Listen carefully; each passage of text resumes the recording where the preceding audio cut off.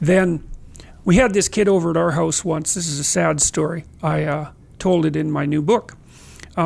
So this kid was about 4, really cute kid, really nice looking kid. And his nanny had been hurt in a car accident, so he was kind of being shuffled around the neighborhood for daycare for like a week or so. And I'd heard some rumors about this kid. And so I was kind of curious. And so anyways, he came over to our house. My wife was also taking care of some other kids at this time. And I came home and he was standing, the other kids were playing in the living room. And he was standing in the porch, sort of in the corner, kind of just wandering around back and forth. And I looked at him and I thought, that's not so good. So I kind of poked him a bit, and I was poking him and trying to get him to play. And he had this really mask of a face on, unhappy. Mm-hmm. And I'd poke him and he'd kind of jerk away and all that. And I couldn't get him to smile. I couldn't get him to play. And I thought, that's not good. That's not good. Because he's 4.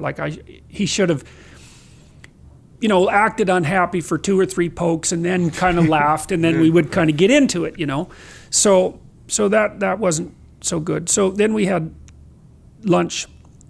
And the rule at our house was eat your damn lunch and say thank you to the person who made it, because otherwise they'll cook you horrible things and you'll die. So it's like, it's hard to cook lunch for you. Have some gratitude, you little monsters. And so you ate what was there. And so his mother, when she dropped him off, said, he probably won't eat anything all day, but that's all right. And we thought, well, actually, no, that's not all right, because he needs to eat. And it's not all right that he doesn't eat. Wrong. And so we'd learned how to feed recalcitrant children by that point. And so all the kids were at the table and they were eating, and my wife had made some chicken stew and he wasn't eating, and so she was trying to feed him. And so we were watching him very carefully, and so she'd bring up the spoon to his mouth and he'd move his head back and forth, to refuse it. And it was just about a 9-month-old would do that, when you're trying to, that's their first trick. And so that's a 9-month-old trick. And we thought, okay, well, something happened when he was 9 months old and he never really got beyond that. And so, my wife was fairly persistent with the spoon, and he'd get annoyed and, squawk a bit. She'd put some food in and then he'd swallow it. And then as soon as he took a little bit of food, and she'd pat him and tell him that he was being a good kid. And she meant it, It was not a game. She was really intent on getting this kid to have lunch. And so that's fine. And he's moving his head back and forth. But what was cool, as she kept patting him on the head and telling him he was a good kid, he was opening his mouth more often, even though he was still moving his head back and forth.